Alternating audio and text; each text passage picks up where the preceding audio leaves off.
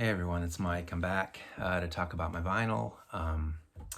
So today is a vinyl finds episode, but what I'd like to title it is a time capsule episode because a strange thing happened last year. A friend of mine went back to visit his parents in Florida, and that's where he and I grew up. We've been best friends for, I don't know, several decades since we were in sophomores in high school. And he went back to visit his parents, and he was going through stuff, I guess, in the garage or wherever, and came across a box, and the box had a bunch of records in it. He looked through the records and realized that they weren't his records. He never owned any of these, or at least most of them. A big chunk of them were not his. So he sent me a picture of them, and I'm like, oh my God, those are all records that I used to own, and I thought that they were just long gone. I must have sold them because back in my college days, I would, poor college kid, I would sell records to buy new records and got rid of old stuff to get new stuff, or I just during the compact disc phase in like the 88s, 89 period. I just started getting rid of records and started buying CDs. So I don't know when this happened, but at some point he came into possession of all these records of mine, and they ended up being mixed in with his, and he took them back to his hometown, and that's where they've been for the past few decades, untouched, unplayed, in pretty great condition.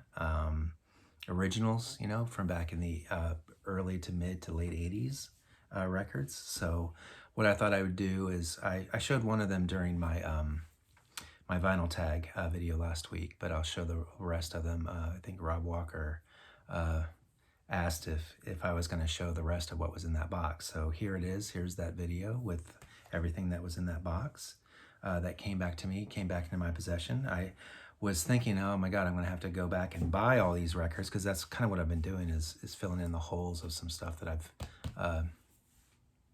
lost over the years, and trying to put those records back into my collection. And it's a daunting task, especially to come up with a lot of these that are just long since out of print, or just hard to find, or very expensive, whatever the reason may be. So anyway, I thought I'd do these in alphabetical order for no better reason. So I'll start with the first one. This is an 80s classic, Alphaville, Forever Young. German electronic band. They have some decent songs. They're pretty good. They were, best known for their song Big in Japan. I remember that video was huge on MTV back in the day. And then Forever Young was a ballad on this album. You'd hear that at all the dances and stuff at the high schools. And I think movies soundtracks use that song a lot as well. So anyway, this is Forever Young, Atlantic Records, really great condition. The inner sleeve looks like so, with pictures of the band, some lyrics and such. And here's the record, what it looks like, the Atlantic label. You've all seen that, black vinyl, of course.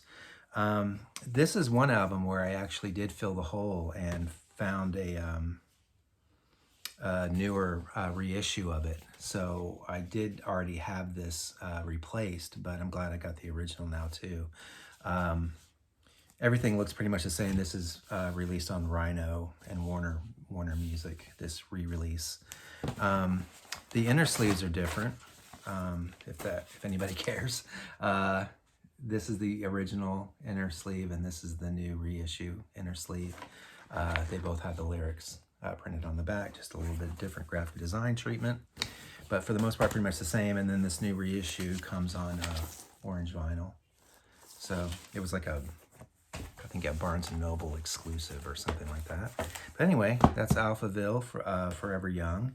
I also came back into possession of their second album, Afternoons in Utopia, which is, decent sophomore release by them. This is also, I believe, on Atlantic Records. This is what the back looks like. And the inner sleeve, the lyrics, And then I guess all their info, who played what instruments and whatnot on the back. And the Atlantic label there for Alphaville, Afternoons in Utopia. I think that came out in like 84, 85, something like that. I didn't write down all the dates because it's just too much to keep track of, and I'm trying to kind of do this off the top of my head rather than read to you off a piece of paper. The second record that I got back, or actually the third, is Bananarama. Their self-titled second album. This one had Cruel Summer and Robert De Niro's Waiting, and I don't know. I think those were like the two. Wildlife. Those are the big hits off of this album. Pretty good. I mean, I don't know. If you like Bananarama, the stuff that I like from them is definitely this album, and some things off their first album, Deep Sea Skiving, were pretty decent. After that, it got into the Venus song and all that, and it just got a little bit out of hand, if you ask me, but this is a decent album. London Records. So anyway, really nice, I mean, really great condition. Everything's just, there's no inner sleeve to show, but anyway, Bananarama. The next one, the Bangles, Different Light, their album that kind of shot them into stardom with Walk Like an Egyptian and Manic Monday and all that. So there we go, really nice condition. Different Light, the inner sleeve, just lyrics on the front and back, and Columbia record label there. Label. None of these are going to be colored vinyl. It's all black vinyl, except for that one reissue that I just showed. The next album, The Cars, Shake It Up. It's a little dinged up around the edges or whatever, but that's kind of how I treated my records back when I was in high school. I wasn't all that gentle with the artwork back in those days. But anyway, Shake It Up. The Cars, this is the inner sleeve. It's got the photo there and then the lyrics on the back. It's got the songs Since You're Gone, which is like one of my favorite Cars songs, and Shake It Up, and I'm Not the One. It's a really cool song as well on Elektra label right there. Elektra. The next one is the Cars, of course, the classic original first album by them.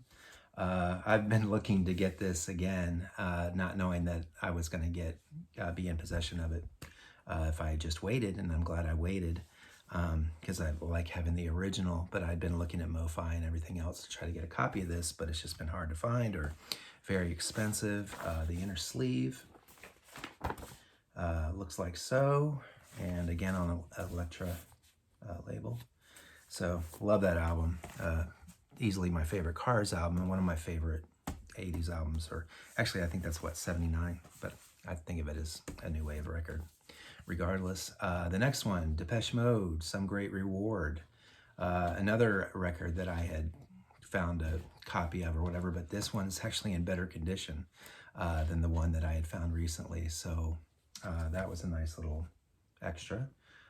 People Are People, and I don't know, Master and Servant, and Something to Do, and I don't know, it's got a whole bunch of great songs. It's very, I don't know, it's a really great album, Some Great Reward, and the inner sleeve, the lyrics, and such. There's Sire Mute Records, that's what it was released on. So Depeche Mode, Some Great Reward. The next one is a 12-inch single for, well, it's got In Places on the Run, but I think Please, Please, Please, Let Me Get What I Want is the cover of the Smiths song. And this cover was featured in the Ferris Bueller soundtrack. That was my main reason of getting this, because I love that whole museum scene in Ferris Bueller. But it also has In Places on the Run and The Party are some extras on this, but I'm glad to have this back. I had it like digitally downloaded or whatever, but it's cool to have the actual 12-inch back in my possession. Let's see, WEA Records, Dream Academy. Please, Please, Please, Let Me Get What I Want. Classic. The next ones are a couple of albums by these fellows, the Flock of Seagulls. This is Listen. And I think really the only song that I remember, Wishing If I Had a Photograph of You, was the big hit off of this second album. Didn't really do as well as their first album. The inner sleeve looks like so. There's the band with all their crazy hair. This is on Jive Arista Records. So there's that. And then the first debut Flock of Seagulls album, self-titled, with Iran and Space Age Love Song, both classics. No inner sleeve on this. Flock of Seagulls, also again on Jive and Arista Records. So that's Flock of Seagulls. The next one, we're going to jump ahead to the S's. Simple Minds. What is this called? Once Upon a Time. This is full of huge hits for them. All the Things She Said, Live and Kicking, and what was that last one? That was big. Sanctify. Yeah, they had big hits and videos all over MTV. So it's a decent album. It's really, for me, it's a little overproduced, but it's Simple Minds. So there's the inner sleeve, photographs and lyrics and such from them. What label is this? A&M Records and Virgin. Yeah, Virgin A&M. Here's this labels for that. Really nice. So Simple Minds, glad to have that back. I'm much happier to have this back. This is a hard one. This has been a hard one for me to find. Sparkle in the Rain, Simple Minds. Up on the Catwalk, Book of Brilliant Things, White Hot Day, Street Hassle, what is that? Velvet Underground, or is that a Lou Reed song? Anyway, Simple Minds, Sparkle in the Rain, great album by them. My favorite of theirs is New Gold Dream, but Sparkle in the Rain's really good. The inner sleeve, it looks like it's kind of got some spotting on it, but for the most part, it's in decent shape. And there we go on A&M Records, Virgin A&M. Simple Minds, Sparkle in the Rain. The next one's a 12-inch that I bought. I don't really buy a whole lot of 12 inches, but I really like this song, Susie and the Banshees, The Passenger. This is right around the time that I saw them in concert for the first time, for that, was it Through the Looking Glass was the name of the album? And then just a bunch of covers, and this is Iggy Pop's Passenger, a cover of that one, which is one of my favorite Susie songs, even though it's a cover. I love her version of the song. It's on Wonderland Records. I don't know, it's got some B-sides.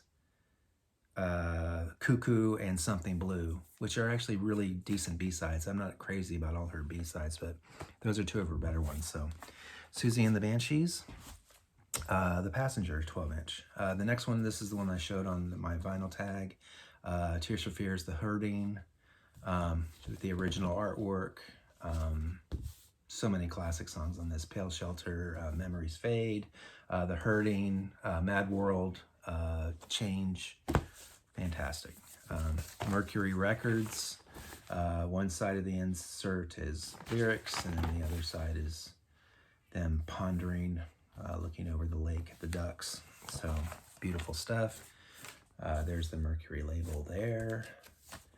And that's it for like my, the main excitement that I had to get some new wave records back in my collection. There were a couple other records included that are not part of my main. I really should have sold these back. I don't know why I still have them. I mean, they're okay, but I don't know. There's this band, the Bolshoi. The reason why I bought this record was they opened for Love and Rockets way back when, during the Express tour when I saw them in Florida. So I don't know. It's okay. It's not really my thing, but I have it. The album's called Friends, the Bolshoi, and this is the inner sleeve. I don't know, pictures of them. I don't know. It's on IRS Records. So the Bolshoi, not exactly a ringing endorsement, but whatever. I'm not going to say everything's great because not everything's great. The next one, Belphegor. I bought this record because I saw the video on MTV. All That I Wanted was the name of the song, and I thought it was cool, and they were kind of in this kind of Killing Joke kind of vibe. This came out right around the time that 80s came out, and I thought, oh, cool, more music like Killing Joke, but they're not really anything. This album, it's kind of a one-hit wonder, all that I wanted. I'm not crazy about the rest of the record, but it's on, what is that, Elektra? Yeah, Elektra Records. So Belphegor. I'm sure most people have probably never heard of them, and that's not necessarily a bad thing. And then the last two are a couple of heavy metal records that were in this box that I can't believe I still have. Scorpions Blackout. I bought this because I like the No One Like You song and the video and everything. And back in the day when I bought this, I was really into heavy metal. Ozzy and Judas Priest and Iron Maiden and Scorpions and that kind of stuff. And of course I listened to like Rush and Van Halen and all that. But anyway, that's their Blackout album. The insert, if you care to see, is a picture of the band live, and then the lyrics on the back. I don't know, I think that was what, like 1982 or something like that. On Mercury Records as well, same label as the Tears for Fears one I just showed. And then the last one, the very, very last one, is Scorpions Love Drive. And the picture of the back, I'll cover up her bare breast, but anyway, this one had a couple of decent songs on it, and I don't remember what they were. Which ones did I like off of this album? I don't know. Holiday. I like the Holiday. It's kind of a ballad at the end of the album. That's a decent song. I'll listen to that. Mercury Records as well. Scorpions Love Drive. So anyway, that's my trip down memory lane.